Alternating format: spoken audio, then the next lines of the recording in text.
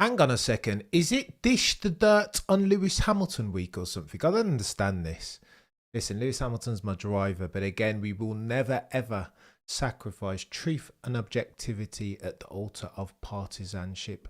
And so I've got to talk about this. Tom Coronel, the legend of Dutch racing, Dakar Rallyman, TCR Europe champion, etc., etc. Not a bad peddler even by any account, has come out and he's had some things to say about Lewis Hamilton, just like New York Times Luke and Michelle had yesterday. I don't even understand it. It feels like a straw man of an argument that wants deliberately destroying, one that's been put out there for engagement. And we, for the avoidance of doubt, here on the 12th of the 8th, 2024, are going to give it both of the aforementioned. Tom Coronel has said that Lewis Hamilton for Ferrari is second choice, but better than a third. Oh, the humanity. Is this what we're doing this Monday morning, really? Second choice? Bloody Nora. Okay, so look, he said second choice to Max Verstappen, right? And I can see how you can make that argument. You guys know me already. I love me some Max Verstappen, Austrian Grand Prix qualifying.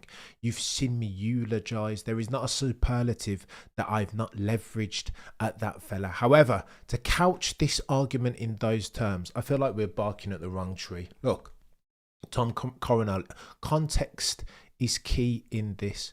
What are Ferrari looking for?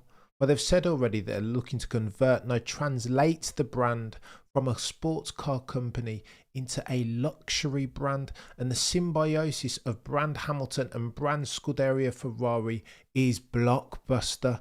Nothing if not. If you couch it in those terms, then how can you say that Lewis Hamilton is indeed a second choice but not third? Oh, the humanity.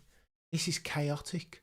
This is unbelievable of Tom Coronel. Honestly, you can't make that argument, therefore, in good faith. Now, we know that Heineken has spoken about Maximilian Verstappen's pulling power, that ordinarily, in signing their sponsorship deal with Max Verstappen, they wouldn't get those deals over the line so quickly. They made special exception because Max is Max, and that makes sense. But in that very same vein, Sir Lewis, Carl, Davidson, Hamilton is Sir Lewis. It's a little bit different as far as marketing value is concerned, and Ferrari have signed that deal with that front and centre. Tom Coronel has said some other more blasphemous things even. Lewis is and remains a top driver who could secretly take another world championship, he told Formula One magazine, and I would grant him that wholeheartedly, Tom Coronel says. However, he continues that Ferrari would have preferred Max Verstappen over Lewis Hamilton in 2025, and here's where it gets techie. Ferrari can only become world champions with Max Verstappen at the wheel. Oh, the humanity. What are we doing here? Only. What if they go and build a rocket ship of a car, as many are forecasting? What are you talking about, Tom Coronel? Listen, Max Verstappen is the apex predator. I make no argument against that, however. But listen, this is a two-tiered championship. There is Lewis and there is Max, and there is everybody else. You only need to check out Silverstone to see your exhibit A that proves that point. What are we talking about, Tom Coronel? And I desperately don't want to go scorched earth this Monday morning, but I feel like Tom Coronel has forced my hand. He continues. All right, here's where it gets techie. Turtle and Dash. Old fart. Here's where it's going to get very techie.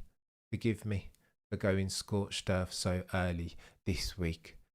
Lewis won recently in Belgium, and before that at Silverstone for the 9th time. But Tom Coronel says it was all down to luck. He just pulled it off. What? All down to luck? What are we doing here, Tom Coronel? Silverstone was all down to luck. Okay, look, Belgium, George got disqualified, whatever, cool. There is fortuitous circumstances built in that. Silverstone, however, what was fortunate about Silverstone? What, the way that Lewis handled the changing conditions? What? The way that he fended off Max Verstappen towards the end of the Grand Prix on fresher, quicker rubber? His ability to manage for race IQ in real time? What? What are you talking about, Tom Coronel? This makes no sense. Luck and fortuitous circumstances in Silverstone. What? His ability to start and keep his nose clean. Keep that nose cone on. Is that what we're talking about? Something that Lando Norris has proven himself incapable of in perpetuity. Was that luck too, Tom Coronel? What are we talking about here? This makes no sense. Oh, the humanity, genuinely. I don't understand this. This must be a straw man argument of sorts, put forth for someone like me to come and destroy it in earnest. He continues, I'm really looking forward to seeing Lewis at Ferrari. I think the masterstroke by Ferrari is that they took him. But of course, they would have preferred Max Verstappen. Ferrari can only become champions with Max. They won't succeed with Lewis Hamilton. It must be the clicks, leakers. It must be the clicks, right? Maybe I've been sold a dummy. Maybe I've bought the bait. It must be clicks. They can only succeed with Max. That Ferrari will not, definitively even, that they will not succeed with Lewis. I can't go. That Lewis is the second string, but that he's better than a third string. Go, and it gets worse. Ferrari red, he continues, is every driver's dream. But count on him waking up a few times next year bathed in sweat. Go on, please elucidate on this, Tom Coronel, because then he would be just driving behind the Mercedes in his red Ferrari. Look, now we've got to take that one seriously, because Mercedes are doing one of these while Ferrari are stasis at best. Remember that the Toto the boy who cried wolf. Look at me losing my words. I'm so mad and fuming. Toto the boy who cried wolf has said that the only thing that Lewis Hamilton will be looking at next year is the rear wing of the Mercedes. And again, when he said that in real time, it sounded like nonsense, but such is the trajectory of that Mercedes car and the team from Brackley and Brixworth. We've got to start taking that seriously. That's the best thing that Tom Coronel said. However, the rest of it I think is fugazi nonsense. It's a straw man argument, easily disconstructed. Luck and good fortune at Silverstone? Absolutely not, sir. It's a generational drive. Only one of those drivers on the grid could have done that, and that driver has a name, and his name is Sir Lewis Carl Davidson Hamilton. And thou, Tom Coronel, shall put some respect on it. We have Sir Lewis the Messiah. The cult is blinded by his light, Ron Rail, but you got to put some respect on his name. Listen, there is extensive fundamentalism in Formula One, and I don't disagree with you, Ron, in that sense. It can get techie, but there are fundamentalists in every single fan base. Lewis isn't excluded from that. Max's fan base isn't excluded for that, nor is the Charles Fossey. There are fundamentalists in every single demographic and fan base, Ron Rail. So I take exception to that, sir. Mechanic says he's Dutch, so of course he's a Max fan. But we all know who is the go-to. Max is overrated. Oh my gosh, Mechanic, we're going to say Max is overrated. See, I disagree with that. I don't know. Here's what I think. I don't know why we can't be both fans of both drivers, right? Why can't I be a fan? If I'm a fan of sporting excellence, why can't I enjoy a Lewis in a Singapore 2018 and a Max Verstappen at Monaco in 2022? Why can't I enjoy both? Surely sporting excellence abridges both drivers, both fan bases.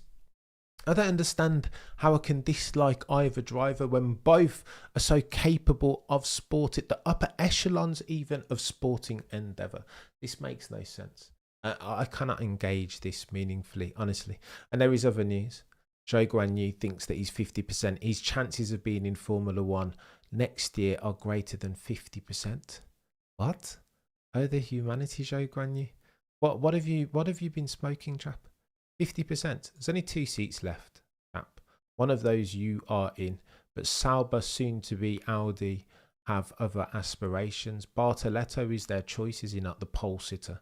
There are better choices than you, Zhou Guanyu. Ultimately, mate, your story's a good one for Formula One. It makes sense. Listen, promote in markets where there is growth, upside. It makes perfect sense, and South Asia is indeed one of those. But if in terms of meritocracy, Zhou Guanyu, you are gonzo, chap. Out of here. Oscar Piastri, in other news, has chimed in on what he's set to do over the summer break, being heel. He's had his first GP victory, hasn't he? But he made that victory with a broken rib. What are we doing? He said as much in an interview that he was slightly broken and he needs to go away this summer break and heal for that. Oh, the humanity. Who is this dude? Oscar Jack Piastri. Ironman settings, Iceman settings, that he could win his first Grand Prix with a broken bone, let alone a broken rib, experiencing these G's in these Formula One cars. Oh, the humanity. This dude is something different. And if you need further evidence of that, you only want to go and listen to the Red Flags podcast, where his mom was on interviewing, talking about how Oscar Piastri was always stoic, always this flat-lined, that indeed they were riding bikes one time and his mum had an accident, and that was the only time when his heart rate monitor went like this. He's always been this way. Something different. And indeed, if we're prognosticating and forward forecasting, that's something that he can leverage, no, weaponize, to destroy the life of one Lando Norris, who's anything but stasis as far as his mental aptitude. He's always talking about his fragility, his ability to focus and execute in real time, self-doubting, doing the old glass is half empty thing.